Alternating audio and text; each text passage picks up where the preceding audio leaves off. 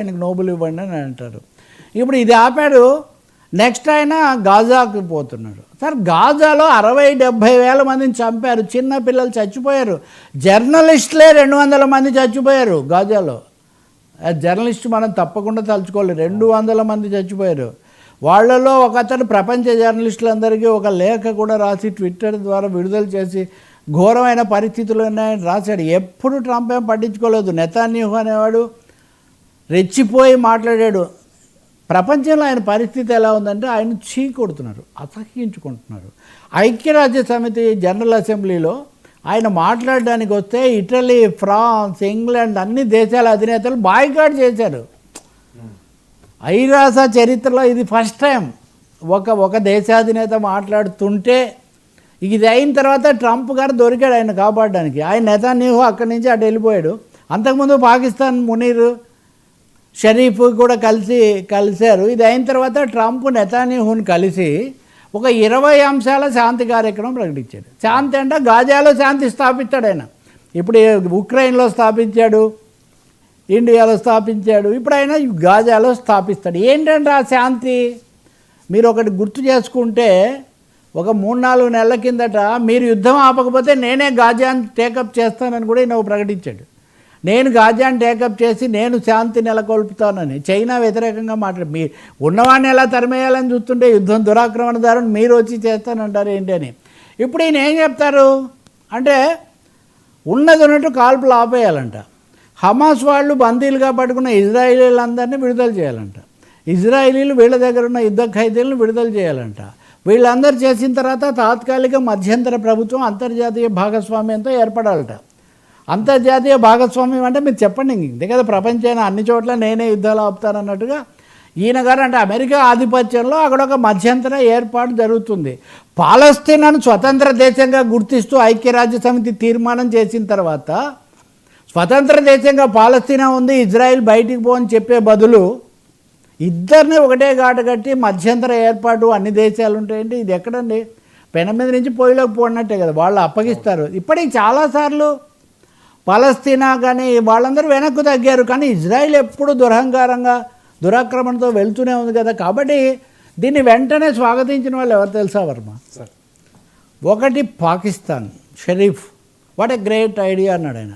Next prime minister Modi. అరే Trump ఏదో చేస్తే ఇండియా పాకిస్తాన్ అటు నుంచి బలపరచడం అన్నది నిజంగా అంతర్జాతీయ సంబంధాలు ఎలా మారుతున్నాయో అర్థం కాని పరిస్థితి. అలాగే అమెరికా అనుకూలంగా ఉండే అరబ్ దేశాల కూటమి కూడా దీన్ని బలపరిచింది.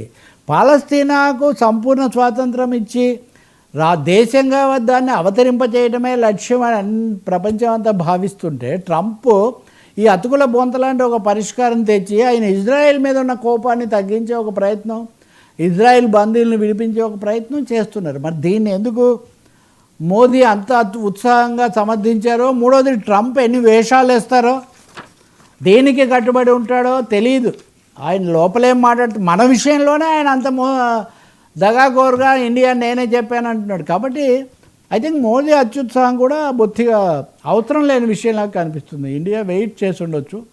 ఇంకొన్ని దేశాలేమో ఇంకా గాజాలో ప్రజలు మటుకు ఇదంతా బూటకం, ఇది అమలు జరిగే అవకాశం లేదు అని గాజా ప్రజలు వాళ్ళు అన్ని అభిప్రాయ ప్రకటనల్లో ఇంటర్వ్యూలలో వాళ్ళు చెప్తున్నారు.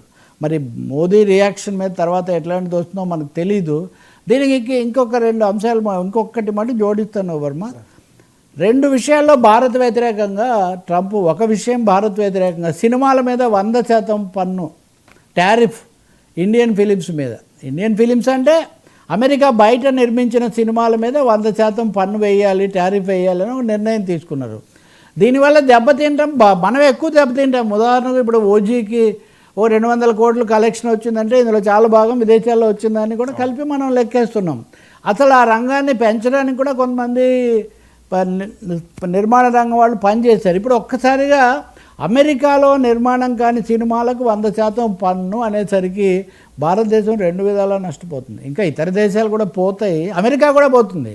ఇప్పుడు ఎందువల్ల అమెరికా నిర్మాతలు అంటే హాలీవుడ్ వాళ్ళు అవుట్సోర్సింగ్కి ఇచ్చి ఇది మీరు పలానా రామోజీ సిటీలో చేయండి, లేకపోతే ఇది ఇంకో చెన్నైలో పూర్తి చేయండి అని ఇవన్నీ కలిపి వాళ్ళు చేస్తున్నారు.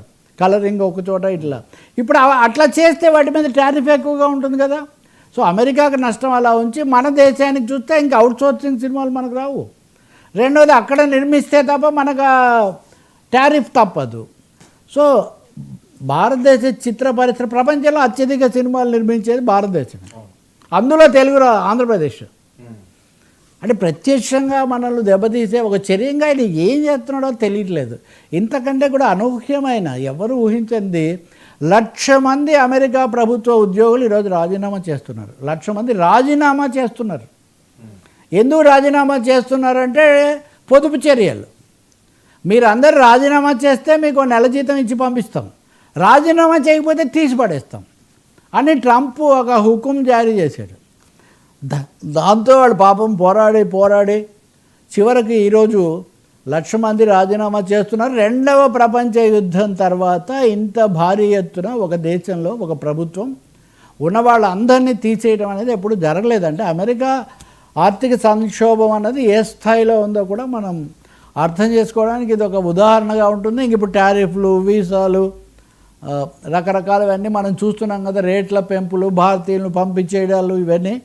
కాబట్టి మన యువత లేకపోతే అక్కడికి వాళ్ళతో సంబంధాలు, వాణిజ్య సంబంధాలు, ఈ అన్ని విషయాల గురించి కూడా మనం ఆలోచించుకోవాలి. ఇంకొకటి పీపీపీ లేదా కార్పొరేట్ వాళ్ళు వచ్చి మనకేదో వరగబెట్టేస్తారు ఈ విధానాలతో అనుకుంటున్నాం. మనం వాటిని అమలు చేస్తున్నప్పుడు ఇలా 1,00,000 మంది ఉద్యోగులను తొలగించే అవకాశము, ఉన్న ఫలానా ఐటీ కంపెనీల నుంచి బయటికి పంపించే అవకాశము పెరుగుతూ ఉంది అన్న అంశాన్ని కూడా మనం గమనంలో పెట్టుకొని భవిష్యత్తును జాగ్రత్తగా అప్రమత్తంగా మనం రూపొందించుకోవాల్సి ఉంటుంది. లేకపోతే దెబ్బతింటారు కదా మధ్యతరగతి మనుషులు, పేద మనుషులు ఎక్కడికి పోతారు. సార్ క్రికెట్ గేమ్ సింధూర్న థాక్రే బాటలో మోదీ ఇది కూడా ఇంకా థాక్రే అంటే మనకి ఎందుకంటే ముంబైలో భారత పాకిస్తాన్ మ్యాచ్ అనగానే శివ సైనికులు వెళ్ళి పిచ్చును తవ్వడము, అక్కడ పెట్రోల్ పోయడం, ఇట్లాంటి పనులన్నీ చేసేవాళ్ళు. అంటే క్రికెట్ వేరు, రాజకీయాలు వేరు. భారత పాకిస్తాన్ల మధ్య ఘర్షణ ఉన్నంత మాత్రాన క్రికెట్ ఆడకూడదని ఏం లేదన్నారు. దుబాయ్లో ఏషియా కప్ ఆడారు. ఏషియా కప్ భారతదేశం